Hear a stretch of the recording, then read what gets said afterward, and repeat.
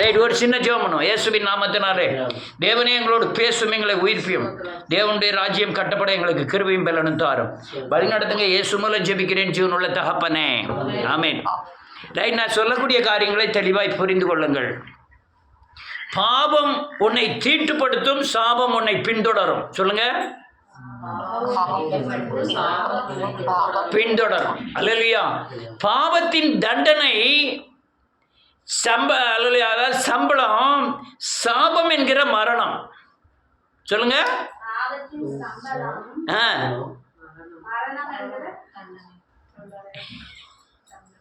நல்ல கேட்கணும், நல்ல சொல்லணும். அல்லேலூயா. பாவத்திற்கு உள்ள சம்பளம், அதாவது தண்டனை மரணம். மரணம் வந்து சாபம், அதாவது தண்டனை சாபம். அல்லேலூயா. இந்த சாபம் தான் அநேக கிறிஸ்துவர்களை ஆட்டி படைப்பதை கண்டேன். நான் இப்படி சொல்றேன்னு, எங்கள் வீட்டுக்கு பக்கத்து வீட்டுக்கார இப்போங்களா 30 வருஷத்துக்கு முந்தி கல்யாணம் பண்ணி நல்ல பிள்ளை. அந்த அவர் எனக்கு மைனி, அவர் வந்து மச்சான். அவங்களுக்குள்ள முறை எப்படியோ தெரில, எங்க முறை அப்படி இருந்தது. அது வந்து எனக்கு மைனி. அது வந்து மைனின்னா அவங்களுக்குலாம் தெரியுதா என்ன தெரில. கட்டி அத்தை மகா எனக்கு மூத்தவா வந்து மைனி. மைனினா ஏன் இதை சொல்கிறோம்னா, வேறு மாவட்டத்துக்கு இந்த செய்தி போனதுன்னா மைனின்னா என்னன்னு தெரியாதுக்கு, அதுக்காக வேண்டி சொல்கிறேன். மைனி அவ மச்சானு கட்டியிருந்தாங்க. அவங்க முறையில் அதனால் கட்டிக்கிட்டாங்க. கல்யாணம் முடிஞ்சு 6 மாதம் தான் ஆகுது. இந்த சட்டை இருக்குல்ல, அந்த சட்டையை லேசாக இவ்வளோ தான் தூக்கி போட்டிருக்கா. அவங்களுக்குள்ளே சண்டை வந்துட்டு 6 மாதத்தில். நான் பஜாருக்கு போயிட்டு வருமா, அதுக்குள்ளே நீ செத்துருணும் அப்படின்னு சொல்லிட்டு அவர் போயிட்டார். போயிட்டு வந்து பார்க்காரு, இவன் முறையாக தள்ளியிருக்கா. மருந்து அடிச்சிட்டா. மருந்து அடித்த உடனே இப்போ இப்படி போல சட்டையை தூக்குனதுக்கு இவ்வளோ பிரச்சனை, செத்துட்டாங்க. இப்போ சட்டையே இல்லாமல் பனியன் மட்டும் போட்டுக்கிட்டு பிள்ளைகளை அழைத்துவோம். அது யாருமே ஒன்றும் சொல்ல முடியல. அது பயங்கர மோசம். பெண்களுடைய ஆடைகள் பயங்கர தவறு. ஆண்கள் தன் கண்களை பாதுகாக்கணும்னு சொல்றாங்க. இதெல்லாம் பயங்கர துன்மார்க்கத்தின் உச்சம். அல்லேலூயா. நன்றியோடு பெண்கள் ஈர்க்கக்கூடியவர்கள், ஆண்கள் ஈர்க்கப்படுகிறவர்கள். இவங்க தான் சிகை அலங்காரம், உடை அலங்காரத்தெல்லாம் சரி பண்ணிக்கணும். ஆண்கள் சரியில்லைன்னு சொல்லக்கூடிய சரியில்லை தான். ஆனால் இந்த காரியங்களை நீ ஓப்பனாக நடந்துக்கிட்டு இவன் சரியில்லைன்னு சொல்லுறதுக்கு அதிகாரம் இல்லை. உலகத்தில் அதை பேசுவாங்க. உலகத்துக்கு தன்மை வேற. அதனால் இந்த வந்து பார்க்க முறையாக கை கிடக்க உடனே மருந்து அடிச்சா. அவளுக்கு என்ன மருந்து டிக்டன்ட்டுனாங்க. உடனே அவளை தூக்கிக்கிட்டு வேகமாக ஓட ஆரம்பித்து ஆஸ்பத்திரிக்கு கூட்டிகிட்டே ஓடி போயிருக்காரு. போகிறதுக்குள்ளே அங்கே போன உடனே டக்குன்னு போன உடனே ஆள் அவுட்டு 6 மாதத்தில். அதுக்கப்புறம் இந்த கோழி வியாபாரி சந்திரன் செத்து போனான். அவன் தங்கச்சியை கட்டி அவனுக்கு 4-5 ஆம்பளை பையன் பிறந்து அவனில் 2 பையன் மருந்தடிச்சு செத்து போயிட்டான். இது எதுக்கு சொல்ல வரோம்னா, அவ மருந்தடிக்கா. அதனால அந்த சந்ததி அப்படி வருது. 5 பையங்க ஆம்பளை பையங்க, 2 பையங்க மருந்தடிச்சு செத்து போயிட்டான். இவன் டாக்டர் பார்த்துட்டு சொல்கிறாரு, நீ எப்படியா கூப்பிட்டு வந்த? நான் நடத்தி தான் ஓடியே கூப்பிட்டு வந்தேன். அதான் பிரச்சனை. நீ நடத்தி ஓடி கூப்பிட்டு வந்திருக்க கூடாது. அசையாமல் வண்டியில் வச்சு கொண்டு வந்திருப்பீங்கன்னா அது இறப்பைக்கு கீழே போயிருக்காது.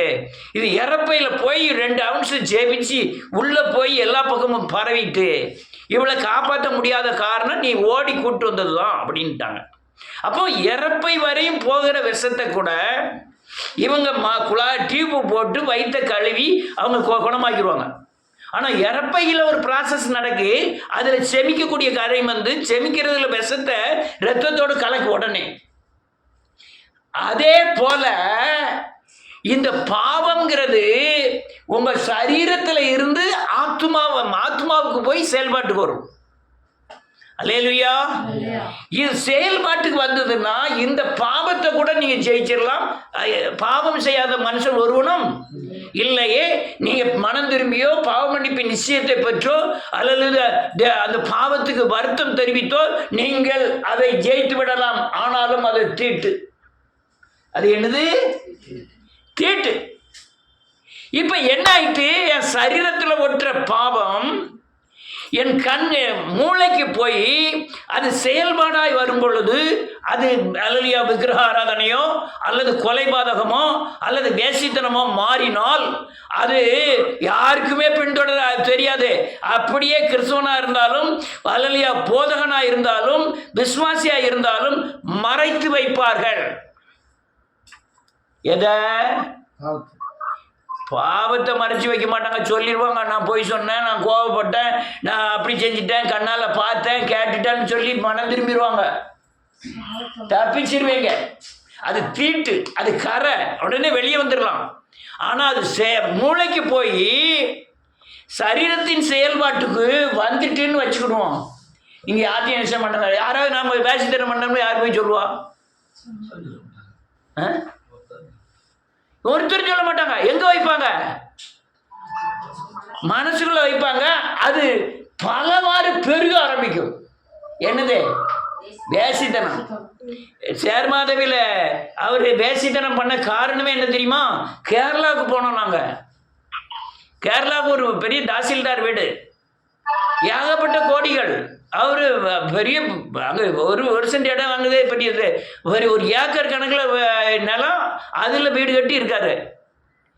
அவர்கிட்ட கார் ஜீப்பு எல்லாமே இருக்குது. அங்கே எங்களுக்கு ரூம் கொடுத்துருந்தாங்க. அங்கே தான் இவர் விழுந்துட்டார். இந்த கேரளா பிள்ளைகள் வந்தாலுவோ ரொம்ப பேர் அப்போ அடிக்கடி ஜெபம் பண்ண வந்தாலுவோ அவங்க வர்றதுல தான் விழுந்துட்டார். பாரு, பெங்களூர் போனார், அதிகமாக விழுந்துட்டார். அதுக்கப்புறம் மேசிக்கல்லனாவே மாறிட்டார். இந்த காரியம் உன்னை பின்தொடர்ந்துக்கிட்டே இருக்கும். எதுவரை? நீங்க சாகும் வரை, எதுவரை? நியாய தீர்ப்பு வரும் வரை, எதுவரை? இந்த பூமியில நீ இருக்கும் வரை அது எந்திரிச்சு நடக்க கூட முடியாது. ஆனா சாபம் தொடரும். நீங்க சரீரத்தில் செய்ய மாட்டீங்க, ஆத்மாவில் செஞ்சுட்டு இருப்பீங்க. என்னது? வேசித்தனம்.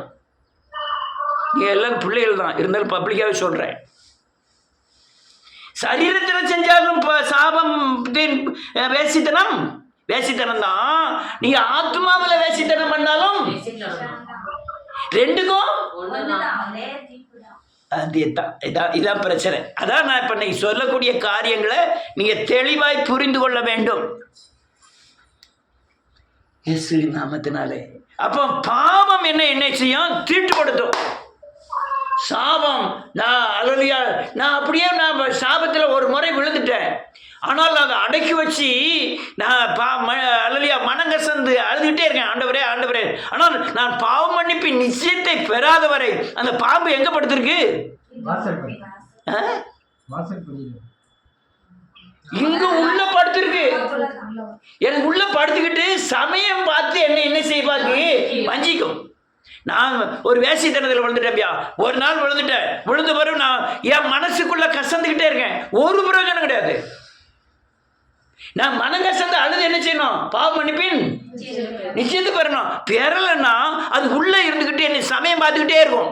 சமயத்தை பார்ப்பது மட்டுமல்ல, சமயத்தை ஏற்படுத்தவும் செய்யும். யாரு? பிசாசு. நீ சத்தியத்தை நான் என்ன செய்யக்கூடாது? சொல்லக்கூடாது. அடுத்தவரை தூக்கி எடுக்கக்கூடாது. பாவத்திலிருந்து விடுதலையாக்க கூடாதுங்கிறதுக்காக என் ஆத்மாவில் பதுங்கி இருக்கிற அந்த சாபத்தின் வேசித்தனமானது சமயம் பார்த்து எண்ணி வஞ்சித்து இன்னொரு ஆளை வஞ்சிக்கிறதுக்கு உண்டான ஆளையும் அங்கே ஏற்படுத்தும். சமயத்தையும் அவன் தான் ஏற்படுத்துவான். நேரங்களையும் அவன் தான் என்ன செய்வான்? ஏற்படுத்துவான். இப்போ முதலமைச்சர் ஆகிறாங்க, பிரதமர் ஆகிறாங்க, இயேசுவை சேவிச்சுட்டு ஆகுறாங்க. அவன் இன்னைக்கு இப்போ பெரிய ஒரு ப்ராசஸ் ஓடிக்கிட்டு இருக்கு உலகத்தில். இந்த கொரோனாவை கொண்டு வந்து மோடி ட்ரம்மெல்லாம் சேர்ந்து தான் கொண்டு வந்துருக்காங்களாம். பெரிய வியாபார நிறுவனங்களை நடத்துறதுக்கு உலகத்தையே பிடிக்கக்கூடிய அளவில் ஐயா 2 லட்சம் ஃபைல்ஸு அடுக்கி வச்சுருக்காங்களா. அதில் பூரா மோடி பேர் இருக்கான். 15 வயசு பிள்ளைகள் 16 வயசு பிள்ளைகள் வரையும் அங்கே பிள்ளைகளை கொண்டு போய் நரபலி கொடுத்தாங்களாம். எந்த டிவியில் காமிச்சான்? தீவில். ஆமாம், தீவில். உங்களுக்கு எப்படி தெரியும்? இன்ஸ்டாகிராமில் போட்டு விட்டுருக்கான். இன்ஸ்டாகிராமில் பெரிய பெரிய ஆள். அது யாரு? பில் கேட்ஸ் தான் இந்தியா உலகத்தில் பெரிய பண்ணையாரு, கோடீஸ்வரன். அவனுக்கு அந்த பெண்களோட தொடர்பு இருந்து இவர் பிரதமரே டான்ஸ் ஆடுதான் பெண்களோட. அந்த இதில் இருக்கு வீடியோவில். நீ பார்த்தீங்களா? அல்லேலூயா. பாவம் நீ மூடியே என்ன செய்ய முடியாது, வைக்கவே முடியாது. ஒரு ஆளை கொண்டு வெளியே மூடி வைக்க முடியுமா? நாரிதான் இவங்க தான் விட்டுருக்காங்க. பெரிய நிறுவனம் இன்னும் அடுத்தாலும் இந்த நோய் வர்றதுக்கு முந்தையே பில்கேட்ஸ் 3 வருஷத்துக்கு முந்தையே இப்படி எய்ட்ஸ் எல்லாம் வந்து இது வரப்போகுதுன்னு சொல்லிட்டாராம்.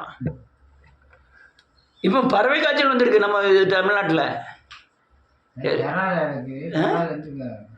பறவை காய்ச்சல் வந்திருக்குன்னு சொல்லுவாங்க. காக்காலாம் செத்துக்கிட்டே இருக்கான், ரொம்ப காக்காக்கள். ரைட், அது ஒரு பக்கம் இருக்கட்டும். அல்லேலூயா. நம்ம சாபத்துக்கு வருவோம். சாபத்திலிருந்து விடுதலை ஆகிட்டேன். நீங்கள் சொல்லுங்க, சாபத்தில் இருந்து விடுதலை ஆவது, விக்கிரக பிடியில் இருந்து விடுதலை ஆவது. இப்போ விக்கிரகம் எங்க ஆளுது தெரியுமா? சபையை ஆளுது. சபையில விக்கிரகம் ஆளுகிறதுனால சாபம் நமக்கு வெளியே இருந்து வர்றது இல்லை. பேசித்தனம் எங்க இருந்து வருது? உள்ள இருந்து வருது. தண்ணி அடிக்கிறது எங்க இருந்து வருது தெரியுமா? உள்ள இருந்து வருது. டான்ஸ், கீன்ஸ், கண்களின் நிச்சை, மாம்சத்தின் நிச்சை எல்லாமே எங்க இருந்து வருது? விக்கிரகமாகிய சபை உள்ள இருந்தா வருது. அல்லேலூயா. இதுதான் நம்ம என்ன செய்யுது? பயங்கரமா கொல்லும் சக்தியாய் பின்தொடர்ந்துகிட்டே இருக்கு. நீங்க உங்களை வேசித்தனத்தில் கொண்டு வந்து வியாதியில விழ வச்சு உங்களை சாக வச்சுருவோம். தீர்ப்பு வியாபிச்சித்தனத்துக்கு உண்டான தீர்ப்பு உண்டா இல்லையா? உண்டு. உங்களுக்கு தீர்ப்பு வந்து நோயா இருக்கலாம், ஆக்சிடென்டா இருக்கலாம், தற்கொலையா இருக்கலாம், எது வேணாலும் தீர்ப்பு இருக்கலாம். ஆமென். அது சொல்றது உங்களுக்கு புரியுதா? நான் அது ஐயா நான் ஆக்சிடென்ட்ல இருந்தேன் இல்லை, உங்களுக்கு நீ வேசித்தனம் பண்ணியிருக்க, நான் இதுன்னு இல்லை, ஏதோ ஒரு காரியம் நீ ஆலயத்துக்கு போயிருக்க, மனம் திரும்பி இருக்க, சரியானபடி பாவமன்னிப்பு நிச்சயத்தை பெறல, அதுக்கு உண்டான தண்டனை உனக்கு அங்கே போய் முடிஞ்சிட்டு. அது அப்படின்னு கரெக்டாக சொல்ல முடியாது. ஆனால் தண்டனை எல்லாத்துக்கும் தண்டனை உண்டு. ஆமென். நான் அந்த சினிமா நடிகரை பூரா பார்த்தேன். கமல்ல இருந்து சிவாஜி, அந்த ரஜினியில இருந்து எல்லாவனுமே பயங்கரமான வேசித்தனமும் விக்கிரகம். குடும்பம் ஒருத்த குடும்பமாக சரியில்லை. இந்த பொம்பளையில பார்க்க 4 கல்யாணம் 5 கல்யாணம் முடிச்சிருக்காள். ராதிகா, கதிகா, குஷ்பு, அலலியா, சரோஜாதேவி, கேஆர் விஜயா, அலலியா, சாவித்திரி, கிபுத்திரி எல்லாமே 4 கல்யாணம் 5 கல்யாணம் முடிச்சு ஒருத்த கூட வாழாம கட்டால கடைசியில் தனியாக கடந்து செத்து சீரழிஞ்சி பணம் இருக்கு. முர்மு ஜனாதிபதி, நம்ம இந்திய நாட்டின் ஜனாதிபதி, இது ஒரு கல்யாணம் முடிச்சு அவனுக்கு ஒரு குழந்தை பிறந்து அது 3 வயசுல இறந்து, பிறகு அடுத்தால ஒரு கல்யாணம் முடிச்சு அவ புருஷனை டைவர்ஸ் பண்ணி அப்படிலாம் ஆகி கடைசியில் ஒருத்தருமில்ல அனாதே. தேசத்தின் ஜனாதிபதி. நீங்க பேசப்படலாம், ஆனா சாபத்தின் சக்தி உங்களை விடாத. அல்லேலூயா. நீ எதுல இன்னும் தப்ப முடியாது, யாருமே தப்ப முடியாது. ஆனால் நீதி பாவிக்கே இவ்வளவு தண்டனைனா, நீதிமானுக்கு தெரிந்தவனுக்கு தெரியாதவனுக்கு ஒரு சில அடிகள், தெரிந்தவனுக்கும் பல அடிகள். ஐயா எனக்கு 80 வயசு ஆயிட்டு நான் விபச்சாரத்தில் விழமாட்டோம்லாம் சொல்ல முடியாது. ஏன்னு கேட்டா, நான் என் மாம்சத்தின் நிச்சயம் கண்களின் நிச்சயம் எதுல இருந்து உண்டாகுது? இந்த உலகத்துல இருந்து உண்டாகிறது. இதுக்கு வயசு வித்தியாசம்லாம் கிடையாது. அல்லேலூயா. அப்போ சாபம் உன்னை கரை படுத்தும் பொழுது, சாபம் உன்னை தீட்டுப்படுத்தும் போது, அந்த இல்லை பாவம் உன்னை தீட்டுப்படுத்தும் போது நீ அதிலிருந்து சுதாரிச்சு உடனே விளைய வந்துடணும். அது இறப்பையில போய் செமிக்கிறதுக்கு என்ன செய்யக்கூடாது? விடக்கூடாது. இறப்பையில் போய் விஷம் சேர்ந்த உடனே அதை விடுதலை ஆக்கிறதுக்கு என்னென்ன வழி உண்டோ கக்கிடணும். தேவசமூகத்தில் போய் கக்கி இயேசுவின் ரத்தம் கொண்டு அதை கழுவி பரிசுத்தமாக்கி இயேசுவின் சரீரத்தை உனக்குள்ள தரித்து கொள்ள வேண்டும். அல்லேலூயா.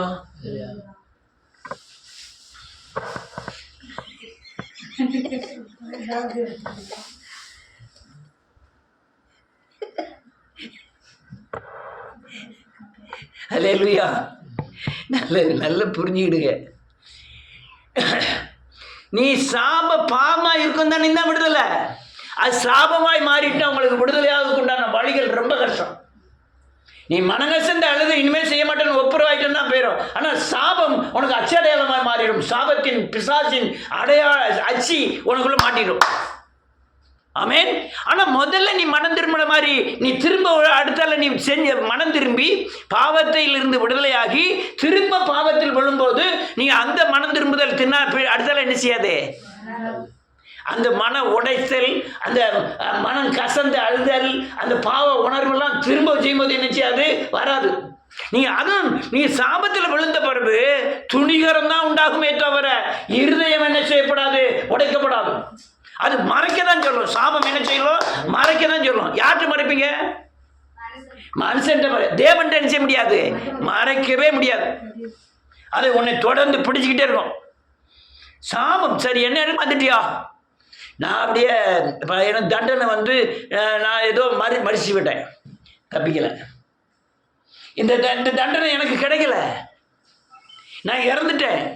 தண்டனை யார்கிட்ட? அடுத்த பிள்ளைக்கு வந்துடும். நேற்று எங்கள் கிரேசி சொன்னான், எங்கள் ஆச்சி ஒரு ஆல்ரெடி டெலிவரியில் சொல்லிகிட்டு இருக்கான், எங்கள் ஆச்சிக்கு ப்ரெஷர் உண்டு, கை கால் வழங்காமல் போய் இறந்து போச்சு. எங்கள் அப்பாவுக்கு ப்ரெஷர் உண்டு, கர்த்தருடைய கிருபையினால எங்கள் அப்பா தப்பிச்சிட்டாரு. நான் எனக்கு ப்ரெஷர் வரக்கூடாதுங்கிறதுக்காகவும் என் பிள்ளைக்கு வரக்கூடாதுக்காக வேண்டியும் நான் எச்சரிக்கையாக ஜெபம் பண்ணிக்கிட்டு இருக்கேன். அப்போ இது எங்கே போட்ட வேலை?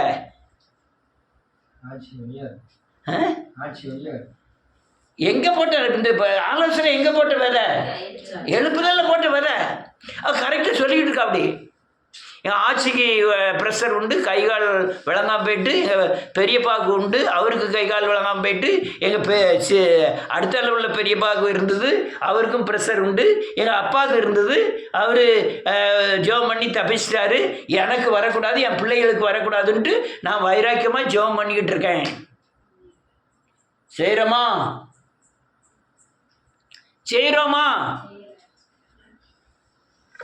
என்னெந்த மொழி முடிக்கிறது?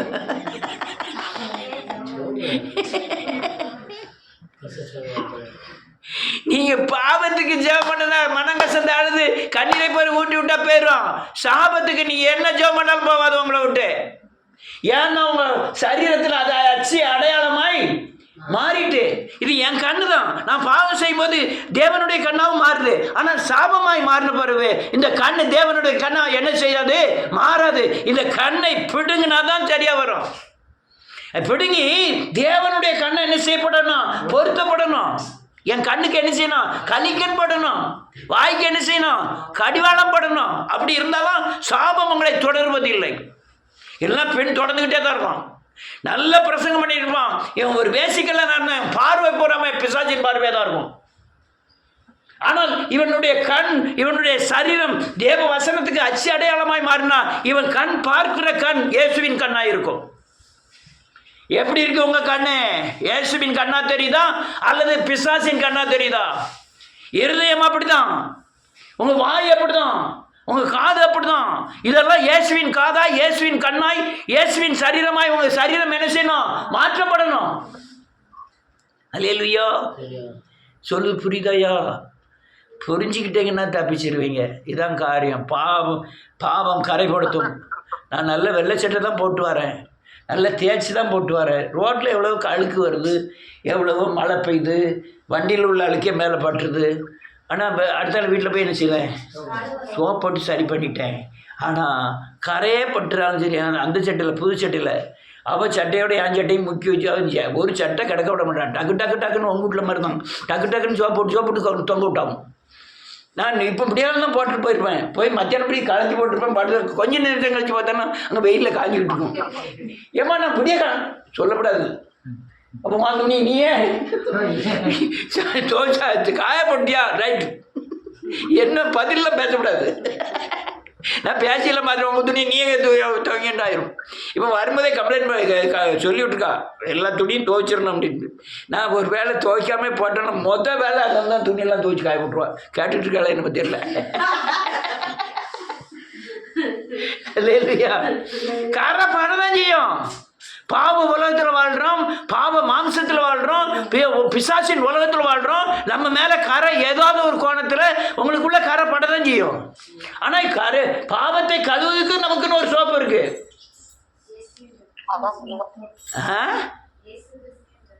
அந்த ரத்தத்தை வச்சு நீங்க கழுவி பரிசுத்தமாக்கணும். ஆனால் சாபத்தை கழுவுறதுக்கு சோப்பெல்லாம் கிடையாது. சாபத்தை கழுவுவதற்கு ஏன் சொல்லுங்க, சாபத்தை கழுவுவதற்கு ஏன் சரீரத்தை எடுக்கப்பட்டு இயேசுவின் சரீரத்தை நான் பொருத்திக்கிட்டா மட்டும்தான் சாபம் என்னை விட்டு விலகும். என் இருதயம் கல்லான இருதயம், ஆண்டவரே என் கல்லான இருதயத்தை எடுத்துட்டு உம்முடைய இருதயமாகிய சதையான இருதயத்தை என்ன செய்யும்? பொருத்தும். அப்படின்னு என்ன செய்யணும்? ஜெபம் பண்ணணும். இது பாவம் கழுவுனா போயிடும், சாபம் கழுவுனா போவாது, அது தொடரும். யான்னு கேட்டா அது செமிச்சு எங்க போய் சேர்ந்துட்டு ரத்தத்தோட போய் சேர்ந்துட்டு உணர்வின் அடிப்படையில் உள்ள இருந்துகிட்டே இருக்கும். என் சமயம் பார்த்து என்ன செய்யும்? வஞ்சிக்கும், உன்னை பின்தொடரும். பஸ்ஸில் போனீங்கன்னா பஸ்ஸில் அதுக்கு டிக்கெட்லாம் எடுக்க வேண்டாம், பக்கத்தில் வந்து உட்காந்துக்கிடும்.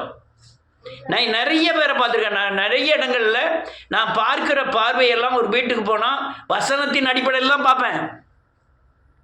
இந்த சாபம் தொடர்றது நல்ல அழகான பிள்ளையா இருக்கும், பக்தி மார்க்க பிள்ளையா இருக்கும். தாய் வந்து வேசித்தனம் பண்ணியிருப்பாங்க, அவங்க மனம் திரும்பாதனால இந்த பிள்ளை என்ன செஞ்சிடும்? குறிப்பிட்ட வயசு வரும்போது அவன் அம்மா செஞ்சு அதே தவிர இது செய்யும். பக்தி தான், ஜபம் தான், அல்லேலூயா ஆண்டவர் தான், அதே தவிர இந்த பிள்ளை செய்யும். அல்லேலூயா. இந்த கோமாளித்தனத்தில் ரொம்ப ரைட். நம்ம வேதத்தை வாசிப்போம். ஆதியாகமத்தின் புஸ்தகம் செல்ல வாசிங்க. உறங்கிட்டு இருக்கா முழிச்சிட்டு இருக்கா பார்ப்போம். ஆதியாகமத்தின் புஸ்தகம் 4வது அதிகாரம்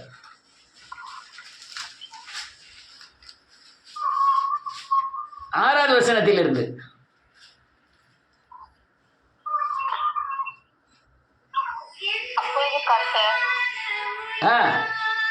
அப்பொழுது கர்த்தர் காயினை நோக்கி, உனக்கு ஏன் எரிச்சல் உண்டாயிற்று? உன் முகநாடி ஏன் வேறுபட்டது? நீ நன்மை செய்தால் மேன்மை இல்லையோ? நீ நன்மை செய்யாதிருந்தால் பாவம் வாசற்படியில் படுத்திருக்கும், அவன் ஆசை உன்னை பற்றி இருக்கும், அவனை ஆண்டு கொள்வாய் என்றார். ஆமென். இதை பாருங்க, இவனுடைய பாவம் தம்பியை குறிச்சுதான எரிச்சல். தம்பியை குறித்துதான எரிச்சல். எரிச்சல் வந்து என்ன செய்யும்? அடிக்க தோணும். யாருமா எரிச்சல் முத்திட்டு என்ன செய்ய தோணும்? கொல்ல தோணும். நீ நன்மை செய்தால் எரிச்சல் இருக்காது. ஆமென். தீமை செய்யறவனுக்கு நன்மை செய்தால் நீங்க உங்களுக்கு என்ன செய்யாது? எரிச்சல் இருக்காது. தீமை செய்யறவனுக்கு நன்மை செய்யறது இயேசுவின் சரீரம். இவன் பிசாசின் சரீரமா இருக்கிறதுனால நன்மை செய்யறவனுக்கு என்ன செய்யறான்? தீமை செய்கிறான். அல்லேலூயா. இப்ப எரிச்சல் என்ன செய்யுது? அவனை என்ன செய்யலாம்? வேதம் சொல்லுது, பாவம் உன் வாசற்படியில் என்ன செய்யுது? படுத்துக்கிட்டே இருக்கு. இந்த பாவம் தான் எரிச்சலான பாவம். இது பாவம் எப்போ இது தீட்டா மாறுது, இது ஒரு கரையா மாறுது. கரையா மாறி அது ஆசை அவனை பற்றி உன்னை பற்றி இருக்கும், நீ அவனை ஆண்டு கொள்வாய். இதெல்லாம் கரை. ஒருத்தருக்கு ஒருத்தர் ஆண்டு கொள்வது என்னது? கரை. அல்லேலூயா. ஆளுது யார் மட்டும்தான் ஆளணும்? தேவன். ஒரு நீ சகோதரனோட பாசம் கண்தான் காட்டணுமே தவிர ஆளுகை செய்கிறது சகோதரனை அல்ல, பிசாசின் கிரியைகள் மேலதான் உங்களுக்கு அதிகாரம் வந்திருக்கிறார். அல்லேலூயா. எது மேல அதிகாரம் ஆளுகையில வந்திருக்காரு? தேவன் படைத்தவர்ல பிசாசு ஆண்டுகிட்டு இருக்கான். அந்த ஆளுகை மேலதான் நமக்கு என்ன கொடுத்திருக்காரு? அதிகாரம். ஆனா சகோதரன் மேல என்ன செய்யணும்? அன்பு செலுத்தணும். ஆனால் இவன் தான் கரை. இது என்னது? கரை. வீட்டு வாசல் படியில் படுத்திருக்கிற பாவத்தின் கிரியை வந்து எரிச்சல். எரிச்சல் வெளியே தெரியுமா? உள்ளே எரிச்சல் இருக்கும், ஆனா வெளியே சிரிப்பு இருக்கும். என்ன தங்கம், எங்க போயிட்டு வர தங்கம், சாப்பிடலையா தங்கம், நீ சாப்பிடாதனால எனக்கு ஒரு மாதிரி இருக்கு தங்கம். அப்ப உள்ள என்ன இருக்கு? இவன் அப்படிதான் பேசிட்டு போறான். பேசிட்டு போகும்போது அடுத்தால இந்த பாவம் அப்படியே என்னமா மாறுது பாருங்க. அடுத்த வசனம் வாசிங்க. 8. சகோதரனாகிய ஆபேலோடே பேசினான். ஆமென். அவர்கள் வயல்வெளியில் இருக்கும் சமயத்தில் காயின் தன் சகோதரனாகிய ஆபேலுக்கு விரோதமாய் எழும்பி அவனை கொலை செய்தான். இந்த எரிச்சல் என்னமா மாறிட்டு? கொலையா மாறிட்டு. பாவம் உன்னை தீட்டு தான் படுத்துச்சு. ஆனா சாபம் ஒரு தலைமுறையை தொடரக்கூடிய ஒரு பயங்கரமான கிரியைகளை வெளிப்படுத்துது. ஒரு தலைமுறையா ஒரு வீட்டில் தூக்கு போட்டு செத்தாங்கன்னா அடுத்த ஒன்று ஒன்றா பார்த்தீங்கன்னா தூக்கு போட்டு தான் சாகும். ஒரு வீட்டில் வியாதிப்பட்டு சேர்ந்தாங்கன்னா அடுத்த வியாதியில் தான் முடியும். இப்படி ஒன்று ஒன்றா பின்ன தொடர்ந்துக்கிட்டே தான் இருக்கும் இயேசுவின் நாமத்தினாலே. அப்போ நீங்கள் பாவம் உங்களை ஐம்புலன்கள் வழியாய் அல்லது அல்லையா சரீரத்தின் எந்த கோணத்திலேயாவது பாவம் உங்களை ஆளும் பொழுது நீங்கள் சுதாரித்து அதை அல்லையா இயேசுவின் வசனத்தினாலே இரத்தத்தினாலே மனங்கசந்த அழுதன் மூலமாய் அதிலிருந்து விடுதலை ஆகிடணும். முதல்ல புரிதல் வேணும். இல்லைன்னா அது அது உங்களை என்ன செய்யணும்? தலைமுறைக்கு தொடர்கிற சாபமாய் மாறிடும். பின் தொடர்ந்துக்கிட்டே இருக்கும். பாவம் மாதிரி நான் இப்போ எரிச்சப்பட்ட நிறைய எரிச்சல் பட முடியாது. ஆனால் இச்சை இருக்கலாம். எல்லா இடத்துலையும் எரிச்சல் இருக்கும். எல்லா இடத்துலையும் இந்த இச்சை இருக்கும். உறங்குன பிறகு நீ உறங்குவ, அது உறங்காத இச்சை. அல்லேலூயா. அது உறங்குமா? உறங்காது. உங்க தொடர்ந்து அதை உன்னை எழுப்பிட்டே இருக்கும். உன்னுடைய உள் மனுஷனை எழுப்பிட்டே இருக்கும். அது உன்னை அல்லையா கரை அல்ல. என்னமா சொல்லுவாங்களே, அநேகர் இந்த உணர்வு கூட எல்லாம் போயிடும். வேசித்தனம் பண்ண அநேகர் அவமானப்படுறாங்கிற எண்ணமே எல்லாம் போயிடும். சிலவன் கருவாடு வச்சு நல்லா தின்னுட்டு இருப்பான். அவனுக்கு டேஸ்டாக இருக்கும், ஊர் புறம் நாரும். அப்படித்தானே? கருவாடு அவனுக்கு சாப்பிட்றதுக்கு ரொம்ப டேஸ்டாக இருக்கும். அதுவும் இந்த மஞ்சப்பாறை அந்த பாறை இந்த பாறைம்பாங்க. அது அவனுக்கு டேஸ்டாக இருக்கும். பக்கத்து வீட்டுக்காரன் என்ன கருவாடு நாத்தம் தாங்க முடியாது. ஜெவசியெல்லாம் 2 நாள் வீட்டுக்கே வர மாட்டாங்க, கருவாடு வச்சுட்டா. அல்லேலூயா. அதனால தலைமுறைக்கு தொடர்கிறது சாபம். உன்னை தீட்டுப்படுத்துகிறது பாவம். உன்னை கரைப்படுத்தும். கரை அலையா உன்னை சிறையாக்கிரும். நீ கரைப்படும் போதே சரியான சுத்தம் பண்ணி உன் ஆத்மாவில் அதை தொடக்கூடாத அநேக வசனத்தின் மூலமாய் வேலிகளை அமைத்துக் கொள்ள வேண்டும்.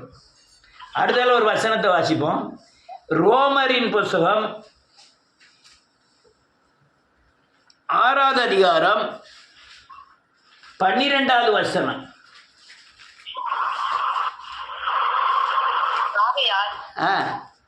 நீங்கள் சரீர இச்சைகளின்படி பாவத்திற்கு கீழ்ப்படியத்தக்கதாக சாவுக்கு ஏதுவான உங்கள் சரீரத்தில் பாவம் ஆறாதிருப்பதாக. ஒரு நிமிஷம், நீ வேகமாக எடுத்துட்டு நான் வயசாளி பைய எடுக்கிறேன். 12வது வசனம். ஆகையால் நீங்கள் சரீர இச்சையின்படி பாவத்திற்கு கீழ்ப்படியத்தக்கதாக சாவுக்கு ஏதான உங்கள் சரீரத்தில் என்னது ஆளனா? என்னது ஆளனா? வசன ஆளனா? வசன ஆண்டா இயேசு ஆளுகிறார். சொல்லுங்க.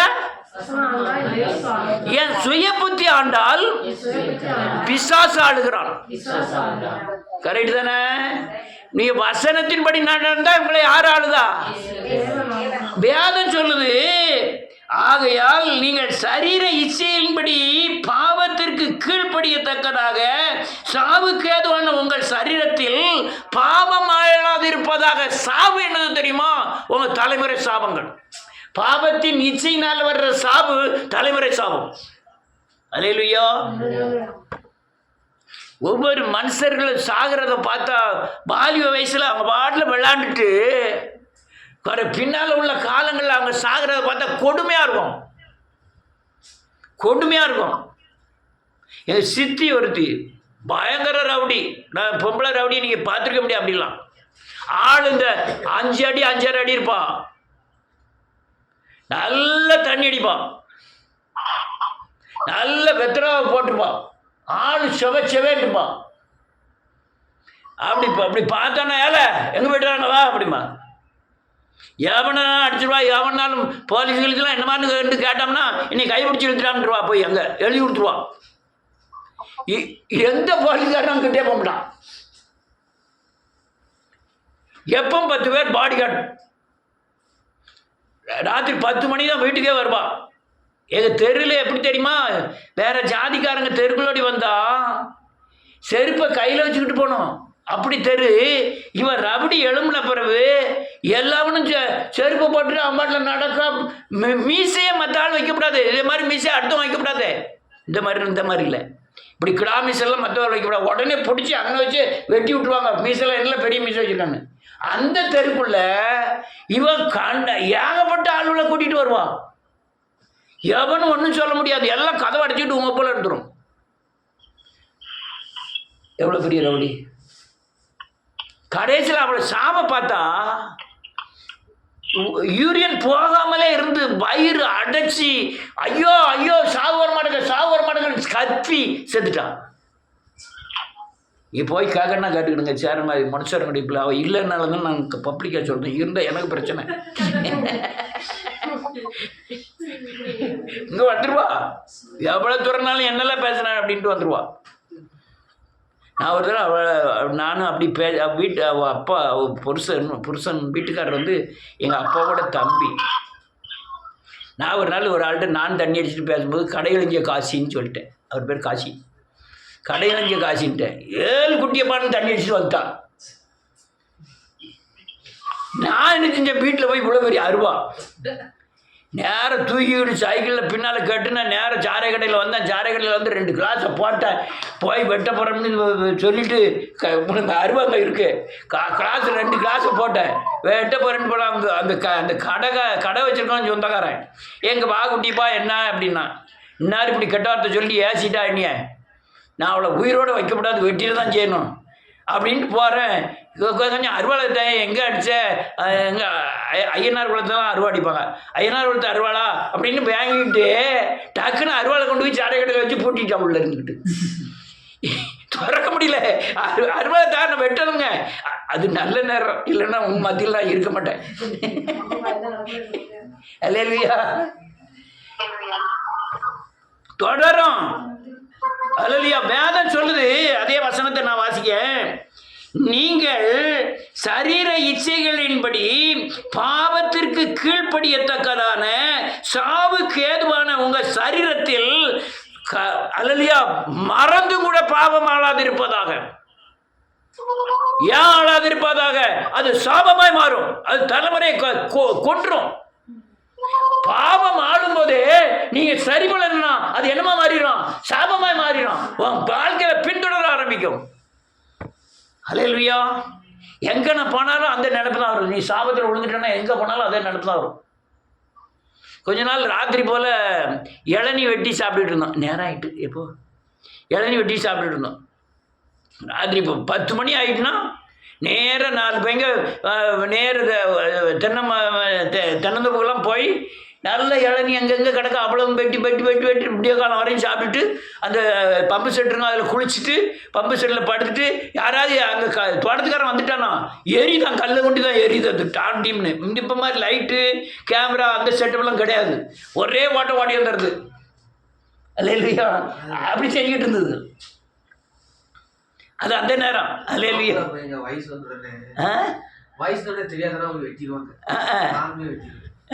இளநீ போட்ட காலம் வந்து பார்த்தா அந்த என்னது நன்றியோடு கூட துதிக்கிற நேசுவின் நாமத்தினால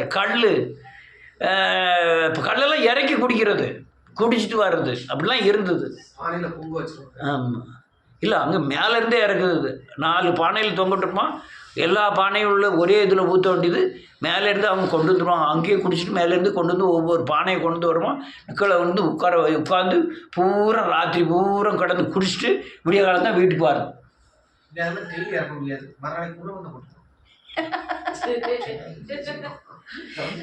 அல்லேலூயா. ரைட், நேரம் ஆகிட்டு. நான் ஒரே வசனத்தை இப்போ சொல்லி முடிக்கிறேன். வாசிக்கலாம். 1 யோவான் புத்தகம் 3வது அதிகாரம். 1 யோவான் 3வது அதிகாரம்.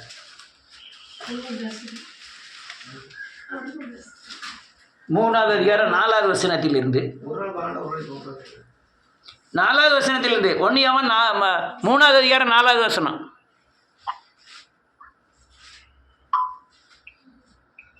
பாவம் செய்கிற எவனும் நியாயப்பிரமாணத்தை மீறுகிறான். ஆமென். நியாயப்பிரமாணம்னா இந்த பைபிளில் உள்ள நியாயப்பிரமாணம் மட்டும் கிடையாது.